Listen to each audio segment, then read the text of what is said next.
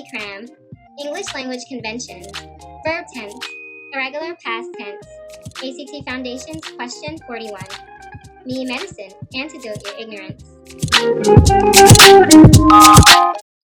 ACT English Foundation, Verb Tense, Question 41. Complete the sentence with the verb in the past tense. I couldn't believe that I blanked the prize. The task here is to shift the tense of win to its simple past tense verb form. Here's what I need you to understand. Most verbs are regular in the past tense.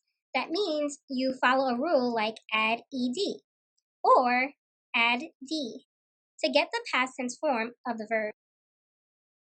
Some verbs are irregular in the past tense. That means you don't follow a rule. Instead, you must remember the past tense form of the verb.